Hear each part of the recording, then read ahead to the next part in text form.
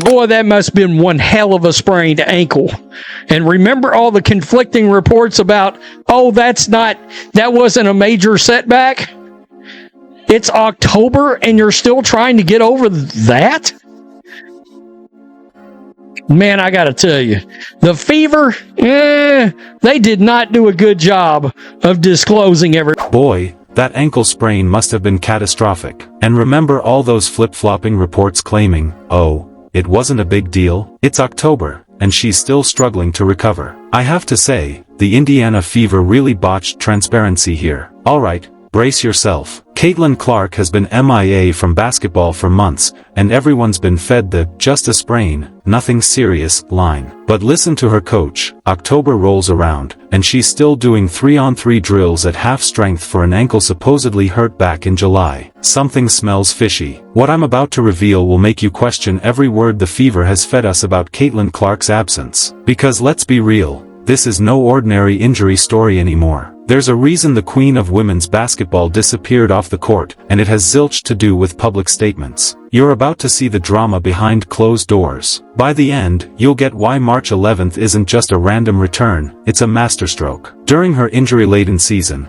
Clark never strung together more than 5 games and was hardly ever fully fit. Aside from a handful of standout moments, including that jaw-dropping triple-double on opening day. Wow. Yep, we kicked off the season with a triple-double. Oh, she didn't even look like herself. Did you catch that? She never managed more than 5 games straight, barely ever fully fit. But wait, it gets juicier. They keep claiming injury after injury, setback after setback, yet the Fever kept tossing her onto the court anyway. And get this, her shooting numbers imploded. We're talking about a player who made her name at Iowa raining threes like it was nothing, and now, a shocking 27.9%. She even had 3 games without a single three-pointer, something that hadn't happened since her sophomore year in college. Most people would shrug and say, well, she was hurt, that explains it. But hang on, something everyone glossed over. If she was that injured, why was she still playing? Why not shut her down to heal properly? And why, months later,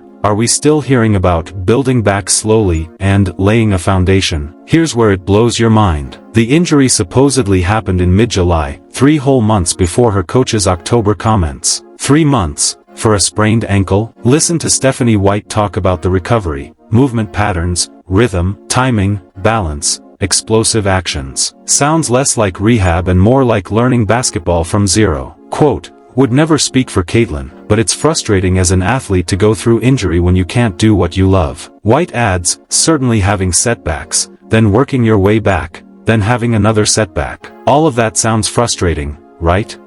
Yes, frustrating. But here's the real deal. Getting her back to 100%, comfortable, confident, healthy, and ready to move forward. Injury-riddled season, Clark never played more than 5 games in a row and was rarely, if ever, fully healthy when she was on the floor. Outside of a few big performances, including a triple-double on opening day. Wow. That's how we started this season, with a triple-double.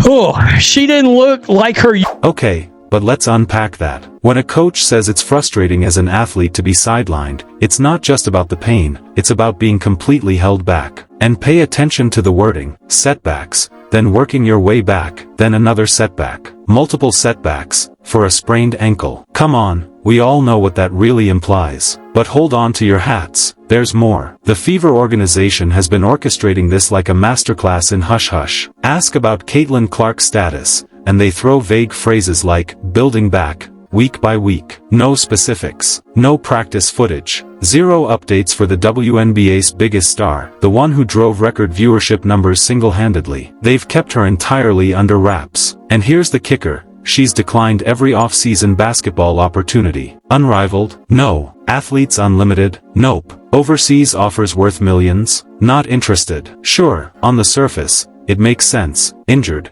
Needs recovery. But here's the real eyebrow raiser. If this were just about healing, why would her first real action be March with Team USA? Why not ease in with low-stakes games? Why leap straight to the international stage? To make sure she's ready, the Fever won't skip a single step in the coming weeks and months. Quote, just as much as being on the floor, working on skill sets, movement patterns, rhythm, timing, balance, all of that, White said, now instead of 1 or 2 things at a time, it's 3 or 4 things. Decision-making, live action, staying balanced, changing direction, explosiveness, and at 90 to 100% instead of 50, 60, 70%. Hear that? She's basically describing elite-level basketball in beast mode. And then she drops the bomb. It will take time, but we have the opportunity to lay the foundation now, in October, for a season that starts in May. Pause. Think about that. 6 months of foundation for a simple ankle sprain? Come on. Building back slowly, working 1 or 2 things, now 3 or 4 at full intensity. Something smells fishy. Connect the dots. First, the ever-changing injury reports. Then the mixed messages about severity. Then total radio silence for months. And now, in October, they're still doing half-intensity drills. First real game action, not until March. That's 8 months from the original injury. I've been right this whole time. Damn.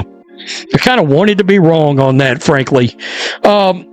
So there it is. It looks like we've got CaitlinClark potentially coming back. All right, not in May, not mid-May, but towards the first part, middle of March. So we may see CaitlinClark on a basketball court playing meaningful basketball for Team USA, which I think is a gargantuan deal. That's going to be a big deal.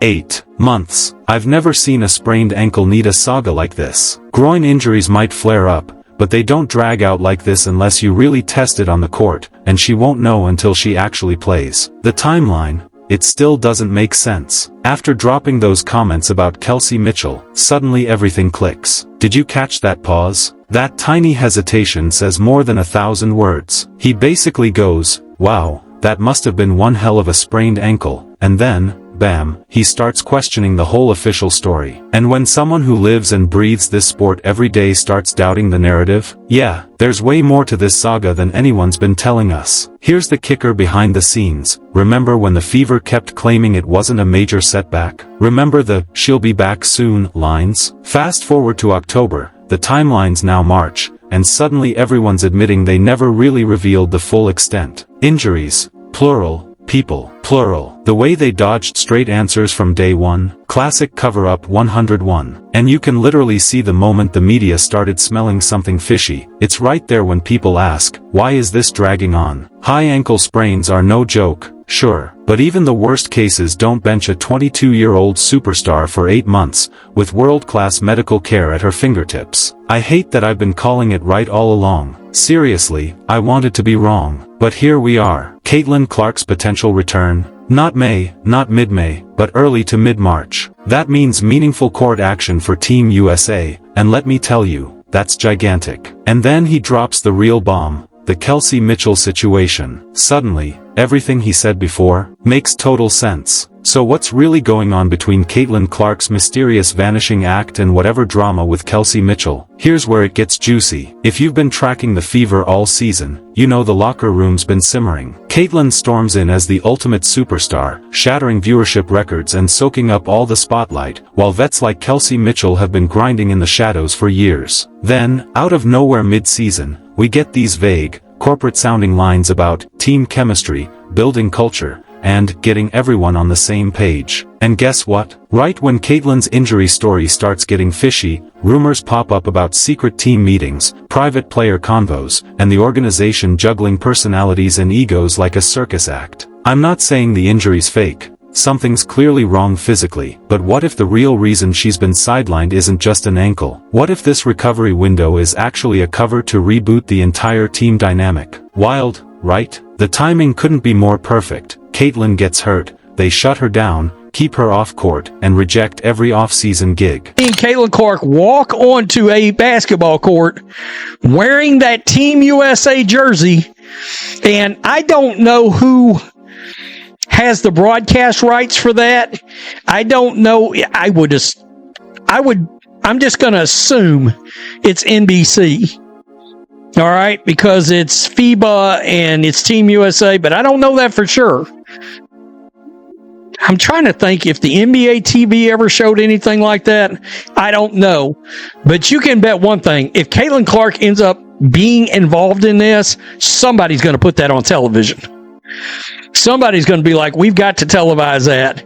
This is her first action in a very long time in meaningful basketball. Every single one. And here's the kicker. The first time we actually see CaitlinClark back on the court isn't with the Fever, where all that messy team chemistry drama still simmers. Nope. It's Team USA, a completely fresh start with new teammates, new coaches, and a clean slate. Just picture it, CaitlinClark stepping onto the court in that Team USA jersey. Who's broadcasting it? Beats me. Maybe NBC, maybe not. But you better believe someone's going to televise it. This is her first meaningful game action in ages, and the way he frames it, like a historic cultural moment. And honestly, he's not wrong. This is a full-on narrative reset. The last time casual fans saw Caitlyn, she was flopping, bad shooting, injury after injury, questions about whether she could handle the WNBA, debates over whether she was overrated. Months of negativity and doubt built up, and now, bam, she returns on the biggest stage, representing her country, fully trained, fully recovered, ready to show why she's the most electric player in women's basketball. This isn't just a comeback, it's public perception mastery. The Fever and Team USA, they just handed CaitlinClark a do-over. Instead of painfully dragging herself back into the WNBA, still dodging injury questions, CaitlinClark is set to make a grand March comeback, shine on the international stage, rack up momentum, and then waltz into the WNBA season in May as a conquering hero, not a question mark. But here's the twist nobody's really mentioning. This master plan only works if she's truly healthy by March. Whatever's been wrong with her, whatever's behind this long absence, it all has to be sorted in the next few months, and that pressure? Monumental. March 11th lands exactly 2 months and a week before the WNBA season starts, which might mean, just maybe, we see CaitlinClark sooner than anyone dared hope. Imagine that, and watch the energy shift, from skepticism to sheer excitement over content opportunities, perfect for any channel covering CaitlinClark. That moment also exposes a bigger truth. She isn't just a basketball player anymore. She's a content juggernaut, a ratings magnet, a walking business. Her presence drives viewership, her absence tanks it. The women's basketball media ecosystem practically orbits around her. So when she vanishes for months, it's not just her team that feels it, it's every broadcaster, every reporter, everyone whose work depends on fans caring about the game. And that's exactly why this March return date, pure strategic genius. March 11th, totally calculated. Exactly 2 months before the WNBA season kicks off, perfect timing to stir insane hype, get fans buzzing again, remind everyone why they fell in love with CaitlinClark, and crank up anticipation for the season. Pure marketing genius. But here's the kicker. This also shakes up the Olympic conversation. Imagine if Caitlyn dominates in March for Team USA, looks explosive, healthy, and back to her Iowa-level form, the pressure to slot her on the Olympic team skyrockets. We're talking about possibly the biggest ratings magnet in women's basketball history, performing on the sport's largest stage. The financial stakes alone, massive. Now, we also get a hint of her next steps. She's not headed to the WNBA first, not unrivaled, not athletes unlimited, but she will play sooner than the season starts. That's pure strategy, building curiosity by shutting down every wild speculation. And notice the tension in that phrasing, if this happens. That if carries weight, because even with all the reports, coach comments, and timeline chatter, the question still lingers, will CaitlinClark actually be ready to hit the court in March? Look at this, people. This is pure psychological manipulation at work. They're not serving certainty, they're dangling possibility, teasing hope. And that hope, that delicious uncertainty, is exactly what keeps fans glued, refreshing updates, binging videos, tracking every move, because nobody knows what's actually going to happen. Now, here's the clever bit. From a business standpoint, the Indiana Fever have been surgical in managing expectations. No promises, no guaranteed return dates. Everything is potential, hopefully, and, if she's ready. Genius.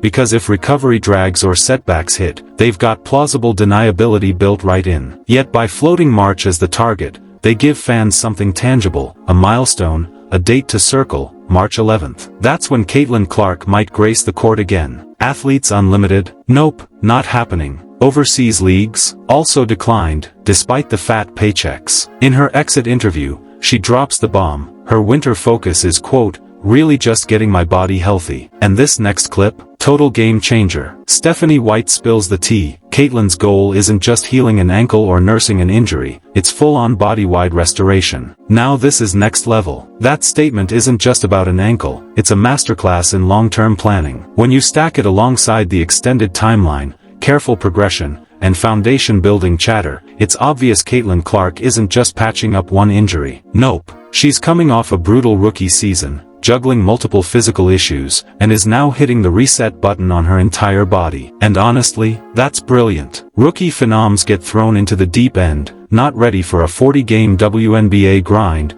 bodies shatter, they rush back too soon, boom, another injury, repeat cycle, career chaos. But if Caitlyn and the Fever are truly rebuilding her body properly, fixing every tiny rookie season glitch, and aiming for 100% before she steps back, this isn't a setback. It's a long-term career play. And here's the kicker, it highlights a massive WNBA issue. Seasons are short, compressed, players jet overseas for cash, return exhausted, rinse and repeat, bodies break down. This strategy, it's smart, it's protective, and it's about longevity, not instant gratification.